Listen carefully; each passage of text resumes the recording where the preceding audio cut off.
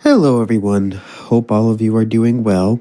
This is going to be one of those patron videos where, if you become a patron of mine, the $10 a month tier, you can suggest video requests. Actually, it's not just a suggestion. I do commit to making the actual video. So that's one thing that you can do. Patreon.com/classicaltheist. You can request that I do a video on a topic of your choice, or it can be a stream, a reaction, whatever it is.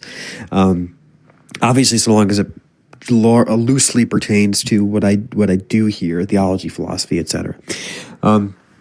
So this one, though, a patron has asked me to kind of provide some reflections, some thoughts on how I would best articulate the argument, or the rationale, I should say, for why we believe in the immateriality and hence the immortality of the human intellect. And so I want to just spend the next few minutes reflecting on that. This is going to be like a whole hour-long presentation where I go through all the nuts and bolts of the rigorous steps one would take to construct like a demonstrative proof, although I am going to be making arguments, but it is to kind of, I think, give a pretty good account for why it makes sense to believe in the immateriality of the intellect. So now, of course, the most straightforward and most manifest argument seems to me would, so I guess I'm just going to say I'm going to give a few two main arguments.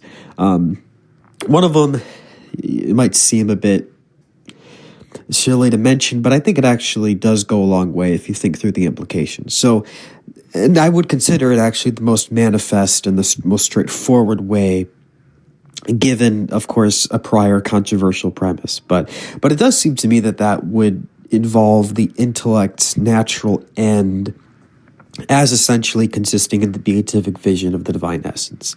So while obviously, as I've kind of indicated, this argument presupposes the controversial soundness of theistic arguments, it should be pointed out that the epistemological realms of these two arguments do remain quite distinct, namely for theism and for the immateriality of the mind, evidenced by the fact that many theistic philosophers and theologians did not believe it to be possible to demonstrate the immortality of the soul from reason, such as Scotus.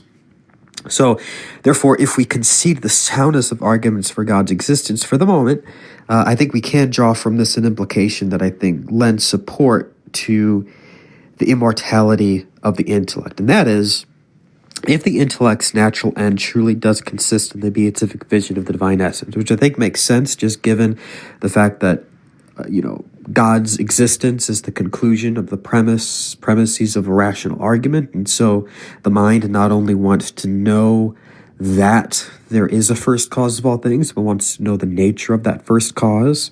So that speaks to the natural end of the intellect. And so if that is true, then there has to be within the nature of the intellect itself some built-in potency to receive this knowledge by way of some supernatural elevation, given the infinitude of the divine essence.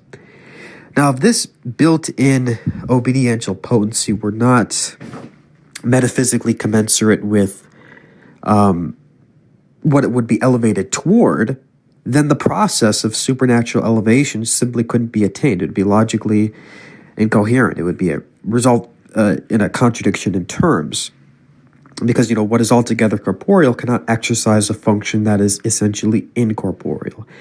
Since a being cannot give what it does not itself possess. A being cannot exercise a function, it cannot bring about an effect that it doesn't itself have, right?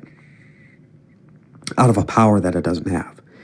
But let's say, of course, we don't concede the soundness of those arguments for God's existence. So given that, then how could we put forward, a series of arguments to demonstrate the immateriality and hence immortality of the mind?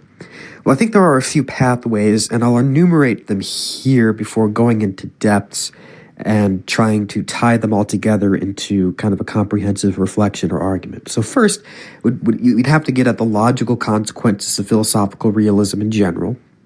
And second, you would have to get at the impossibility of true knowledge apart from the intellect's immateriality. And then you'd have to kind of show that the contrary position is incoherent. So that's what I'm going to attempt to do, at least in a short reflection. So let's begin by exploring the metaphysics a little bit of the intellect itself according to classical Thomistic thought, because I think actually simply articulating this metaphysical scheme can actually go a long way in demonstrating the logical progression from less controversial metaphysical premises to the more controversial ones, such as the immortality of the human soul. So at the most foundational level, then, what is the intellect on this classical scheme? I don't think we can start talking about the intellect without contextualizing it, however, within a broader hierarchy of being. That is, in fact, the framework within which all categories of being should be understood, actually, if we want to fully grasp classical metaphysics. And what you find is that the more you ponder this picture of the world, this hierarchy, the more you realize how integrated and interwoven the whole hierarchy really is. The higher stratas, for example, eminently contain the lower, and the lower exists for the sake of the higher. Therefore, if you want to understand how classical metaphysics understands a reality at a high point of the hierarchy of being, it's essential to grasp what is meant by the lowest strata in this hierarchy. So let's walk through that a little bit. Now, all the strata along the great hierarchy of being can, of course, be described in many ways, but one way I think is most helpful is seeing each rung of the ladder of being as approximating more and more the degree to which a thing's possession of its own being is immanent, meaning contained within itself. So immanent, for the sake of its own perfection. In other words, the more we can say that a thing acts of itself for the sake of itself, then the higher up the ladder of being we would categorize that reality. So, for example, let's discuss where inanimate objects, inanimate beings would be placed in this hierarchy within this framework. So rocks, for instance. Rocks are mere composites of matter and form. Right, matter, that underlying substratum that receives some principle of actuality that gives it the identity of what the thing is.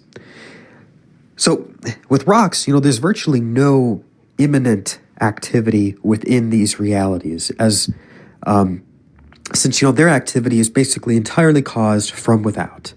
Whatever they do is caused from without. The form, therefore, only actualizes the matter in the composite. And so we would say that the only potency actualized by the rock's act of existence would be the whole composite of form and matter as a whole. Now, as we go up the great chain of being, what essentially starts to happen is that the form of the composite starts to become more and more of a complete subject in receiving being, the form, right? That principle of actuality that determines a thing's identity.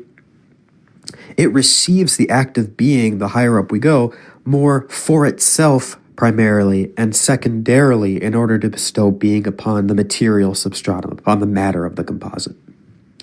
We start to see this play out as we go up the great chain of being and enter into the realm of sensuous life, right?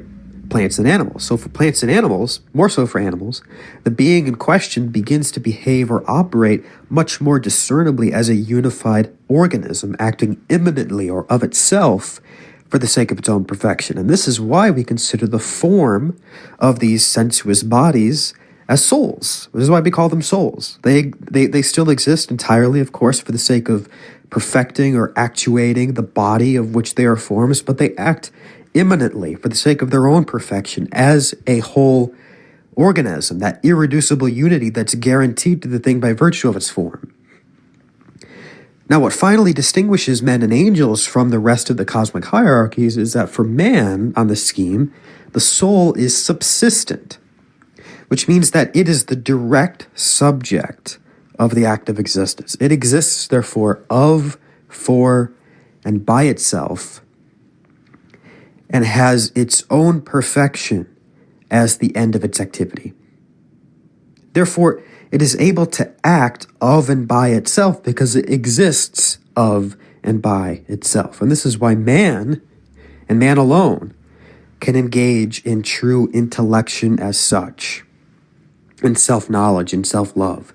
Yes, of course, the soul actualizes his body, and so the human soul is still the form of the body, but its active existence is not reducible to its actualization of the body, but receives existence in its own right as a complete subject, possessing completely its own act received by God. Now, how do we know then that our souls or human souls are subsistent, right? I maintain that it's the subsistence of the human soul that is singularly necessary to prove in order to establish its operative independence from matter, and therefore its immortality. I think the best way to do this is to show that in order for genuine intellectual knowledge to be possible, then the process whereby this knowledge is attained must be done by way of an activity that is thoroughly and essentially formal, and would therefore require that there stand underneath this formal activity, this intellectual activity, a subsistence that is likewise thoroughly formal and hence immaterial. Formal meaning that principle of the composite that determines its identity. So it's abstract nature, it's abstract, I guess you would say conceptual content, but it's this principle of actuality that is universal. The universal principle of actuality that determines the identity of the individual substance. So why then must true knowledge require this? Why must it require that the intellectual activity of the intellect be a thoroughly formal process in order to attain true knowledge? True knowledge meaning the attainment of truth that is universally reflective of reality. That can be abstracted from individuals, from the encounter of individual sense objects. So why then why must we concede this for true knowledge? Well, I think the main reason stems from the ancient Aristotelian principle that in order for knowledge to happen, the intellect must in some way become that which it knows.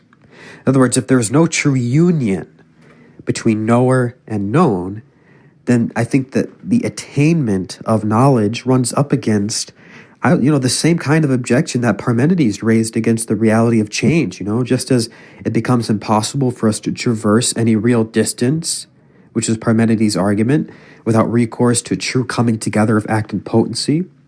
I think it likewise becomes impossible for the intellect to traverse the gap between knower and the object known without some principle of actuality whereby the object known is brought into formal actualizing union with the faculty of the intellect, such that the formal element of the thing itself truly stands in potency to the actualizing power of what is called the agent intellect, or the active intellect of the human knower. I'm not going to get into what the whole distinction between the active intellect and the passive intellect, but you can read into that. Now, this necessitates two logical entailments. For one, it necessitates a realism about universals. In other words, if there is to be a true union between the intellect and the formal object known, then there has to be within the thing itself a real formal element that can be abstracted from the mind in the first place. If this is not done, then you can't have true, the mind cannot truly penetrate into the reality. You can't have true union between knower and known. You can only get approximations, but without true union, those approximations proceed to infinity. And what actually ends up being implied is the impossibility of any true intellectual procession from the mind of the knower to the object known. And so you're left in this darkness of, Parmenidean epistemological nihilism, where you can't concede any true knowledge, just as you wouldn't without that distinction between act and potency as applied to motion. You couldn't concede real motion. And so the only way to escape this, I think, is to concede the possibility of a true and a real unitive encounter between the mind and the object known. And this can't happen on materialistic grounds, because if reality is just reducible to matter, like atoms in the void, that kind of thing, then nothing really has true union with anything else, seeing as each thing that exists on this materialistic scheme is restricted to its own quantitative extremities. You can't have real union with anything. And so on this reading of the world, I would argue that it's not even possible to attain approximations of the truth, because each of those approximations still presupposes some real union between knower and known along the way. And so therefore, because the intellect must be able to operate in this entirely formal way, I think it follows that it must be subsistent in its own being. And if it is subsistent in its own being, then it must be able to act and operate independently of the use of a material organ, and therefore would still be able to act even if all the material components of the body were to perish. And hence you get immortality, right? Because if the body perishes, there is still some essential principle of operation going on in the intellect that can persist even beyond the separation of the soul from the body. So that's kind of my broad reflection on this. I hope this was helpful. Any questions at all, you can feel free to field them in the comments. Let me know what you think. Is this a good argument? Is it a bad argument? What are your preferred arguments? I think that'd be a good discussion. But see, I hope this was helpful. Thank you for the patron who suggested this. Really appreciate it, and it gave me an opportunity to probe into this subject again. If any of you also would like me to make a video on anything, feel free to become a patron of mine. I have a lot lined up in the next coming weeks that I'm still working on, that many of you have requested of me. So just be a little bit patient, because you'll start to see them really coming out, rolling out throughout this upcoming week, then the week following. I've just had to do a lot of research, and my life's been very busy with the new son and everything. So, all right. So thank you very much, and God bless you. Hope all of you had a wonderful nativity.